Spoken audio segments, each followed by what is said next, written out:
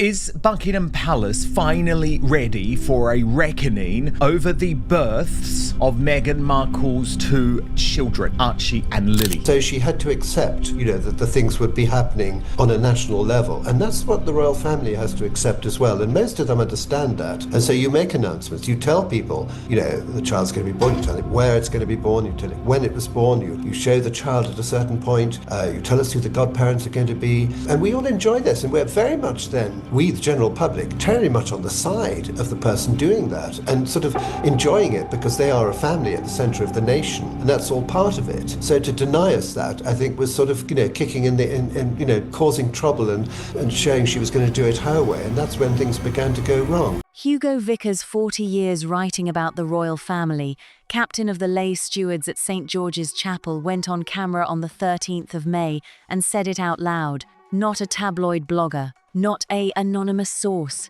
The man who carried the Queen's coffin inside St. George's Chapel. The man the Financial Times called the most knowledgeable royal biographer on the planet. The man whose new book on Queen Elizabeth II hit the Sunday Times top 10 the same week it landed and got serialized in the Daily Mail. That man. And now he's standing right next to Lady Colin Campbell, who has been raising the exact same questions since 2020.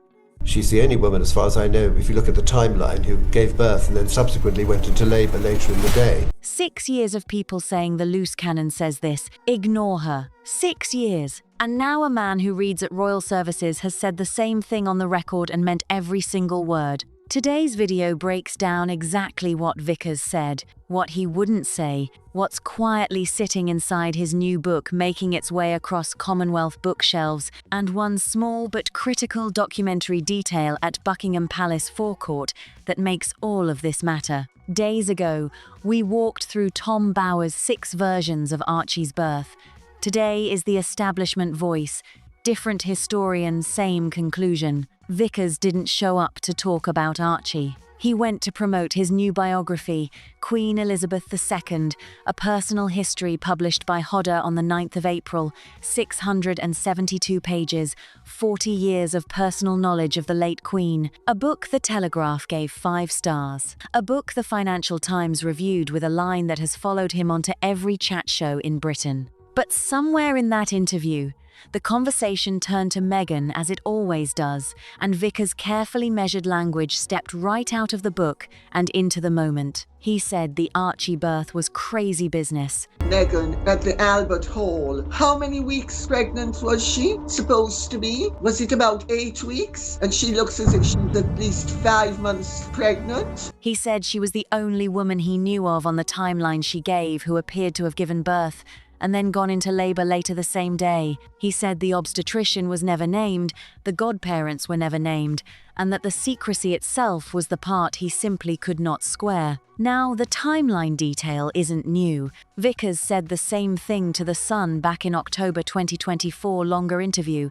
Same conclusion about why he had lost confidence in the Sussexes. The quote ran online, got syndicated, and at the time, nobody picked it up. Then Wootton picked it up this month. And here's what makes that significant. Wootton was at The Sun in 2019. He covered the birth announcement live, as it happened, and on his own program last week, he said it on camera. The historian wouldn't say the word fraud. He didn't have to. Now step away from the historian for a moment and walk to the gilded railings outside Buckingham Palace. The easel at the forecourt is not decoration. It is the documentary instrument by which a royal birth becomes a public record. A framed notice, hand-signed by the attending physician, placed at the railings on the morning of the birth, photographed by the royal rotor pool, entered into the institution's archive. That is the convention. Do you remember Meghan actually refused to use the hospital that was usually used by royals and refused to use all of the normal medical staff, and there was all of the weirdness over the timing of the birth of Archie? It exists for a reason, one that traces back to 1688 and the warming pan scandal, formalized in 1948, when the Home Secretary's attendance was finally dropped and the surgeon-gynecologist's signature took its place. Prince George of Cambridge, July 2013. 3 names appeared at the bottom of that easel: Sir Marcus Setchell, Alan Farthing, Guy Thorpe Beeston, real men, real medical licenses, men who could be checked, asked, quoted. For Princess Charlotte, in May 2015, 2 of those same names returned. For Prince Louis, in April 2018, same 2 again. Surgeon gynecologists to the royal household photographed shaking hands with Prince William on the Lindo Wing steps, quoted in the press, filed into the record. And in every single case, the surgeon gynecologist's name was confirmed by the palace in advance. And why it was interesting to me is because, Hugo Vickers is a cautious guy. He's a guy who has very close connections to the royal family. And a lot of what he says, you have to read between the lines. The Lindo Wing photographers had their pens out before Labour even began. The institution wanted them named. That was the entire point of the convention. Then, on the 6th of May, 2019, the easel went up for Archie. Time of birth 5:26 British summertime. Weight 7 pounds 3 ounces. Hospital The Portland in Westminster. Dr. Blank. The Portland Hospital, when asked, issued a brief statement of congratulation and cited patient confidentiality, which is hospital language for, "We are not telling you anything." Fine, hospitals don't have to. But here's what that means. Every single sentence the British public has ever heard about what happened inside that building that morning comes from one of 2 voices. Harry's or Meghan's. No named third witness on the record. Not the doctor, not the midwife, not one single member of hospital staff. 3 royal births, 3 doctors, 1 blank space. I couldn't care less who the godparents were, but I do think one ought to, why don't you just tell us, So you could see she was had her own agenda. But what I didn't think she would do is to, I never thought she'd stay, to be honest, but I never thought she'd do it in the reign of the Queen, but she was prepared to do that. That is the documentary picture that no royal commentator has ever satisfactorily explained. Lady Colin Campbell has been raising the Archie question since 2020. 6 years.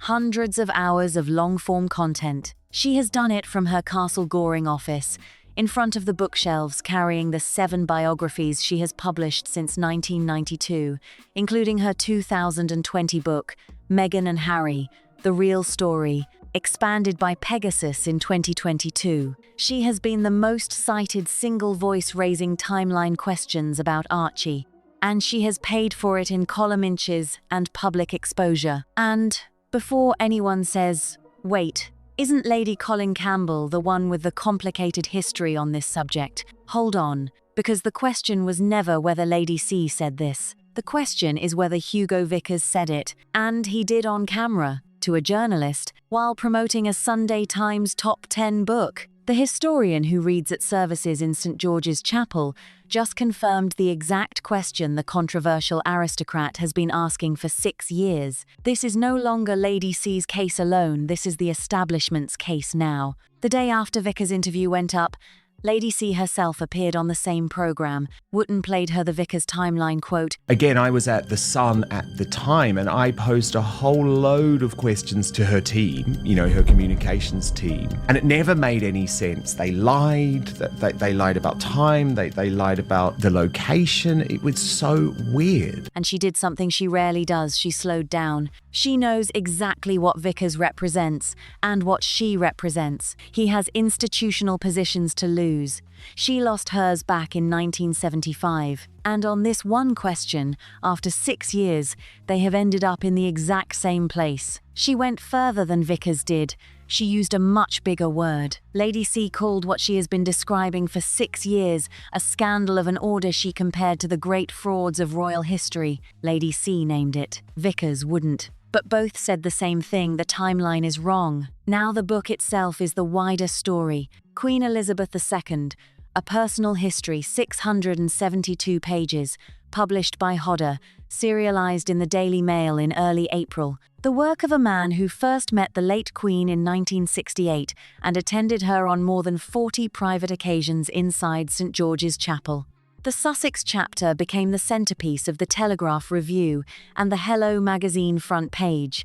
The Hello piece dated the 7th of April ran with the line that the book reveals the turmoil Prince Harry and Meghan Markle caused the Queen in her final years. That is Hello magazine, not a tabloid. the coziest, most royal-friendly mainstream outlet in Britain, Vickers writes, on his own authority. She gave birth to them and she has quite deliberately caused doubt, and she has created mischief, knowing that it would damage the royal family, which would show a level of spite and malice that is truly not only sick but evil. In a passage now widely quoted, that the distress the Sussexes caused the late Queen in her final years cannot be overestimated, and he goes further. In one passage returning to the question of what Harry's actual role had become by 2022, he gives the late Queen an attributed line. He said this part on camera as well. In a private conversation Vickers records carefully, the late Queen described her grandson as having become a carer for Archie. One sentence, Vickers attributes it, Hodder's lawyers cleared it, and it travels. That sentence is not slang, it is not snark. The late Queen belongs in the clean, serious register of every conversation about her final reign, and Vickers keeps her there. His care in how he frames that line is the standard everything else in this story should be measured against. That line stands because he stood it carefully. But it stands, the man who carried the Queen's coffin into street. George's Chapel has now placed in a Hodder hardback the late Queen's own private summary of what her grandson's life had been reduced to. And that line sits in the exact same book as the Archie chapter he has been discussing on camera. That is not a coincidence. Here is what needs to go on the record for everyone who has been watching since 2024. All other royal babies in the line of succession have had their births signed off. Princess Eugenie, Princess Beatrice, Sarah York, Diana Wales, Catherine Wales, you name it. Everybody knows where the babies came from, at what time, with proof. The only two children that there is no proof for is Prince Archie Bunker and Princess Lily. You better hope that she's rarely entitled to what they claim she's entitled to. For 6 years, anyone who raised the Archie timeline question got the exact same response. She is on the fringe, she has form on this subject, ignore her. The proper royal commentators wouldn't touch it. The mainstream press wouldn't write about it. And every single time the question was raised, the response was never an answer. It was always a redirection to the messenger. This week, that argument ended. Not because Lady C found new evidence she didn't. The timeline question is the exact same question she has been raising since her 2020 book. What changed is who is now willing to ask it on camera. And the man now asking it on camera has personal access to the Queen's residence, attendance at 3 royal funerals, and a Hodder editor who signed off on a 672-page biography that the Sunday Times put in its top 10 the week it dropped. That is not a fringe voice. That is the establishment. You do not need to take any position on the Sussex children to notice that this question has now travelled. It started from a castle in West Sussex. It has now landed in a hardback sitting on the shelves of W.H. Smith. The royal rotor has not picked it up yet. The mainstream broadsheets have not picked it up yet. Give them a fortnight. This is what the slow movement of a story through tears looks like in real time. Lady Colin Campbell knocked on this door for 6 years. On the 13th of May, the man who keeps the keys to St. George's Chapel opened it for her. So where does this leave the documentary record 6 years and 1 Hodder book later? The easel at the Buckingham Palace forecourt for the 6th of May, 2019 still has a blank space at the bottom where the obstetrician's signature should be. The certificate amendment of the 5th of June, 2019 at Westminster Register Office is still on file. And I have spoken to doctors, nurses, many women who've given birth to children, and all of them say the same thing. Those photographs of Meghan and the way the baby bump performed are totally unexpected, and they're not aware of any baby, any pregnant woman who is genuinely pregnant having her bump perform the way Meghan's has performed. The Sussex spokesperson's statement of January 2021, attributing the amendment to the palace, is still sitting on the public record. And no third witness, no doctor, no midwife, not one single hospital staff member has come forward in 84 months to clarify any part of what happened inside the Portland that morning. Let that number sit for a second. 84 months. 7 full years of silence from every professional who would have been in that room. In any other context, medical, legal, institutional, that silence would be the story. Here, it has been treated as background noise. Until now. What changed this week is not the evidence. The evidence has not moved. The birth certificate amendment is the same document it was in 2019. The easel photograph is the same photograph. The blank space where the obstetrician's name should have appeared is still blank. What changed is the register in which the question now lives, and in the world of public record and institutional credibility, register is everything. It is no longer a long-form stream. It is no longer a castle office and a YouTube channel and a controversial aristocrat making claims the mainstream press refuse to touch. It is a Hodder hardback with a 5-star Telegraph review. It is a Daily Mail serialization that ran across 4 days in early April. And another thing that I know that they do, if a royal lady who's about to give birth, there's 2 phone calls that the security team makes. One to the palace to inform Her Majesty that, she's gone into labor. And 2, that to the security, the head of security, to secure the premises where they go. Harry claims that they didn't do any of that. That means that the Royal Police Protection Officers violated security protocol, which will be a first. It is a Dan Wootton on-camera interview that was reviewed, recorded, and cleared by a publisher's legal team before a single frame went live. That is a completely different tier of conversation, and once a question reaches that tier, it does not unhear itself, ever. Now let's talk about what that tier actually means, because this matters more than most people watching these kinds of videos stop to think about. There are essentially 4 tiers in the way a serious allegation or unanswered question moves through British public life. The first tier is the fringe YouTube channels, podcasts, independent newsletters, long-form streams, high volume, low institutional weight, easy to dismiss, easy to redirect. The second tier is the mid-level press syndicated interviews, online tabloid pieces, regional papers picking up a quote.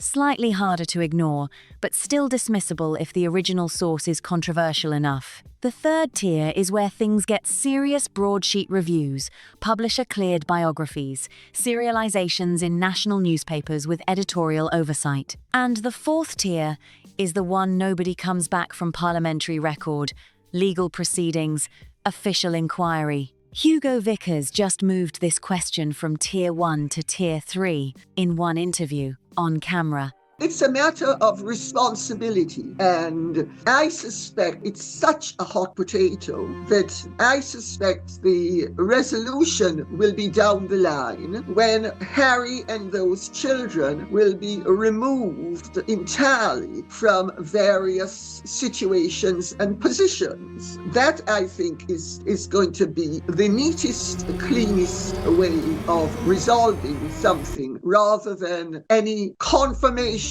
or exposure. While promoting a book that his publisher's lawyers read cover to cover before it went to print, that is not a small thing. Publishers do not clear 672-page biographies without going through them line by line. Hodder and Stoughton is not a vanity press operating out of a back office. They are one of the oldest and most respected publishing houses in Britain, part of the Hachette UK group. When their legal team signs off on a passage attributing a private statement to the late Queen about her grandson's domestic circumstances, that passage has been tested, it has been weighed, and it has been left in the book deliberately. The receipts this week are sitting in 3 distinct places, and it is worth going through each one carefully because the combination of all 3 is what makes this moment different from every previous moment in this 6-year story. The first receipt is the Vickers interview itself, published on Wootton's YouTube channel and Substack, time-stamped, on camera, with Vickers speaking in his own voice using his own language. He used the phrase, "crazy business." He described the timeline as one he could not square. And Hugo is impeccably well connected. And Hugo, unlike me, because you see, Hugo can be chucked out because Hugo's position, so to speak, is entirely related to his royal connections and his social connections in this country, while of course mine aren't. I mean, if I were excluded as a part of the British establishment, I simply have the American and the Jamaican and the international to fall back on. Hugo has none of that. So Hugo is extremely cautious. Hugo, which I am not. I don't need to be. He named the missing obstetrician. He named the missing godparents. He said the secrecy itself was the element he found impossible to reconcile with normal royal practice. That interview is not going anywhere. It is archived. It is time-stamped. It exists. The second receipt is the Hodder hardback, currently sitting on shelves in Smith, Waterstones, and independent bookshops across the Commonwealth. You can walk into a shop, pick it up, turn to the Sussex chapter, and read in print in a book with an ISBN, a publisher, an editor, and a legal sign-off, the same questions Vickers raised on camera. The book does not use inflammatory language. It does not make accusations it cannot support. It uses exactly the kind of measured, careful, precisely worded language that a man with 40 years of institutional access uses when he wants something to be taken seriously and to stay in print without being pulled. It's absolutely unbelievable that any member of the royal family could have set about creating what is an international scandal where people have the means as a result of her and her husband's conduct to question whether they have perpetrated the scam of the century upon not only the royal family and the British people, but the other realms of which any heir to the throne is heir to that throne as well. The third receipt is the one most people missed entirely, the Tom and Stanley Daily Tea podcast for The Telegraph, recorded approximately 10 days before the Wotton interview went live. Vickers was the headline guest. The conversation covered his biography, his personal knowledge of the late Queen, and the Sussex question. Same historian, same conclusion, different platform. 3 separate platforms, 3 separate editorial teams, 3 separate publication decisions, and every single one of them let the Archie timeline question through. That is not an accident. That is a story that has passed the basic editorial test at multiple outlets simultaneously. When 3 different editorial desks make the same call in the same fortnight, the question is no longer whether the story is publishable. The question is when the rest of the press catches up. And the press will catch up. Here is why that is almost certain rather than speculative. The Royal Rotor, the group of journalists and photographers with formal accreditation to cover the royal family, operates on a very particular internal logic. They do not break stories. And now Harry has opted out. And for what? To be a carer for Archie. So it sounds like she had almost a bit of a premonition that this life in California wasn't going to work out for her grandson. They confirm them. They do not lead with controversy. They follow it once it has reached a tier they cannot professionally ignore. For years, the Archie timeline questions sat below that threshold because the only voices raising it could be characterized as partisan, fringe, or commercially motivated. That characterization is now significantly harder to sustain. When the Financial Times' own description of a man, the most knowledgeable royal biographer on the planet, is the same man now publicly describing the Archie birth timeline as something he cannot square, the Royal Rotor faces a professional problem it has not faced before on this particular question. They can sit it out for another cycle. They can redirect to the messenger one more time. But every time they do that now, they are also implicitly dismissing Hugo Vickers. And Hugo Vickers is not Lady C. He does not have the same history. He does not carry the same baggage. He carries the late Queen's coffin. The window between this Vickers interview and the Lownie paperback drop is precisely the window in which that calculation gets made inside every royal desk in Fleet Street. And it is a short window 5 days from now. The Lownie paperback lands, and the calculation gets harder, not easier.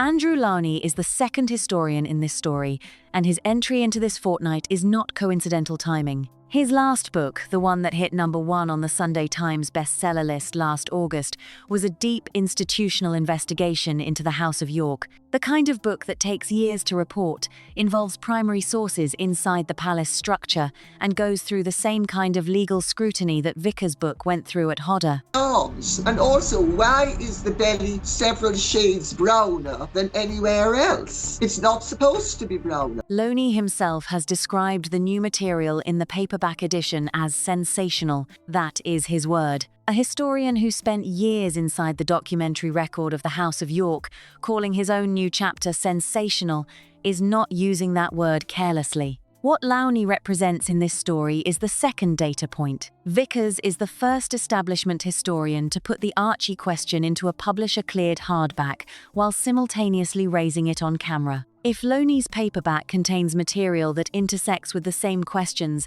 and the timing of his own public statement strongly suggests it does, then this is no longer one historian's outlier position. It becomes a pattern, and patterns in institutional history do not stay below the broadsheet threshold for long. Here is the part of this story that never gets enough attention, and it should. The birth certificate amendment of the 5th of June, 2019, is a public document. It is held at Westminster Register Office. It is accessible. It records a change made to Archie's original birth registration approximately 1 month after the birth was announced. The Sussex spokesperson's statement of January 2021 attributed the need for that amendment to palace administrative process, specifically to the requirement that members of the royal family register births through a particular institutional channel rather than the standard public register. That explanation exists. It is on the record. The problem is that it is the only explanation on the record, and it comes from the Sussex Communications Office,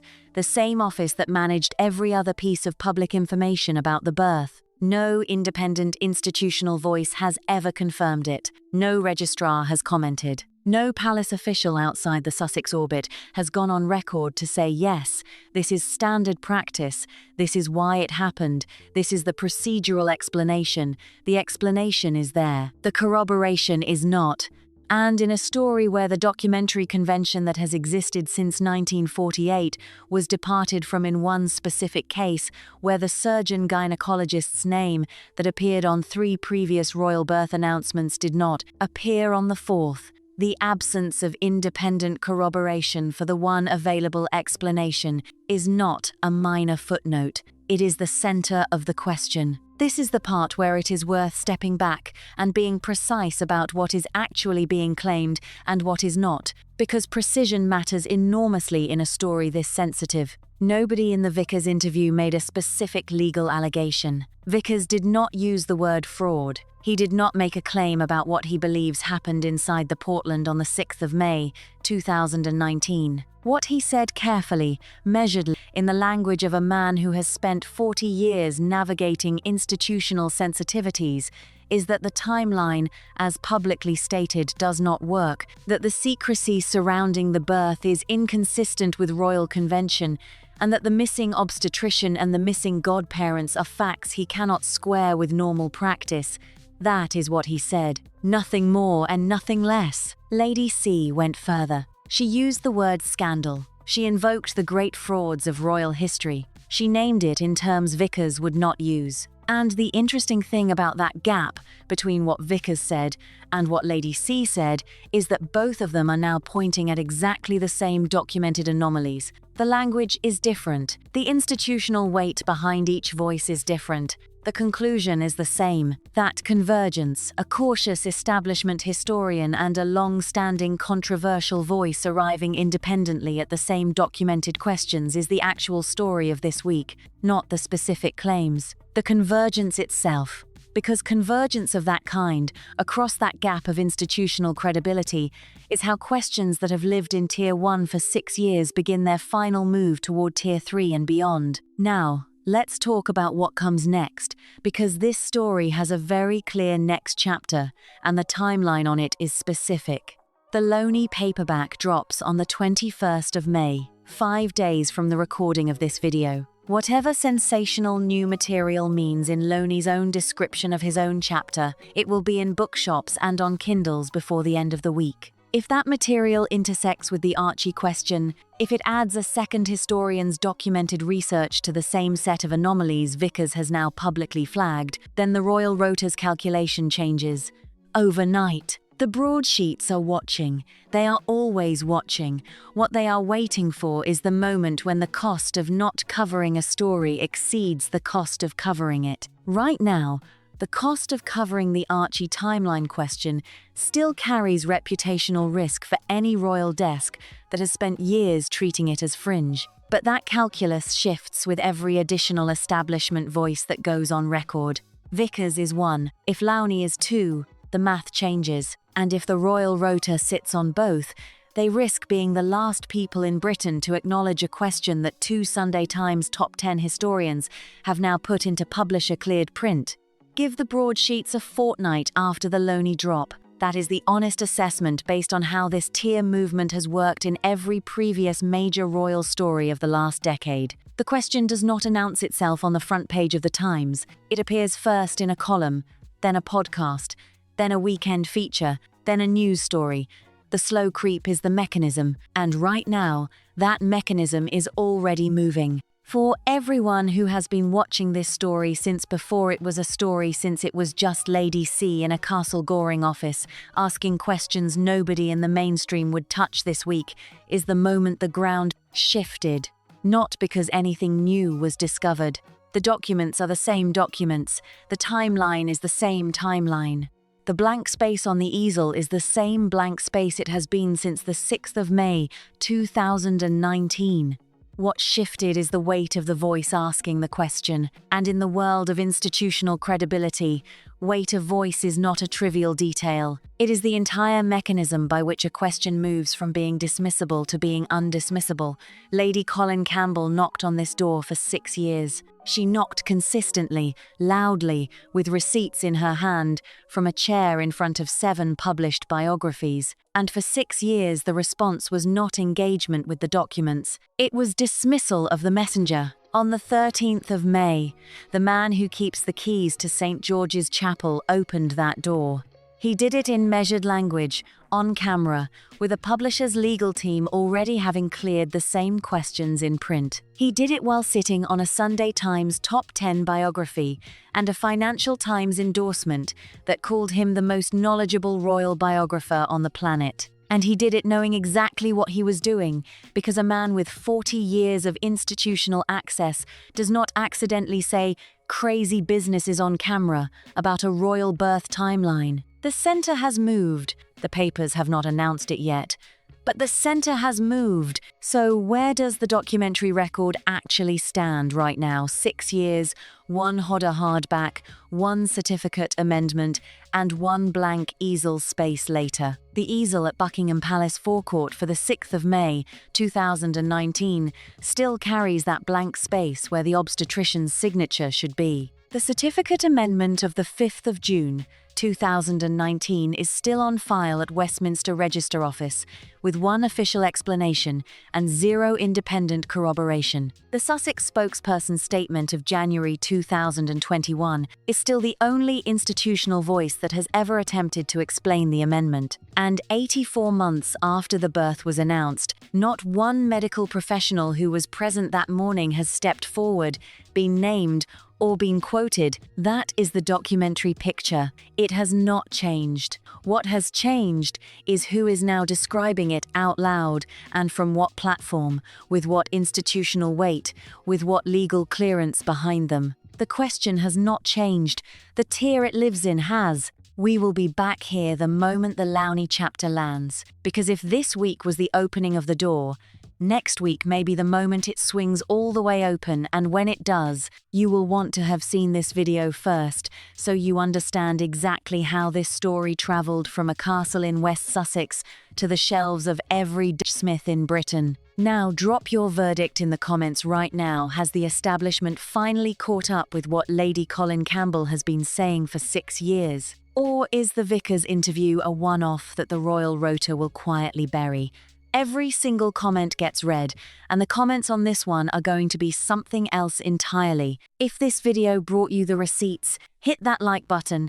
It genuinely helps this reach the people who care about getting to the truth of documented public record. Share it with someone who has been following this story. Share it with someone who hasn't, because this is the week it gets harder to look away. Subscribe so you do not miss what is coming, because the Lownie drop is 5 days out and this channel will be here the moment it lands. The next chapter drops Saturday. You will want to be here for it. See you then.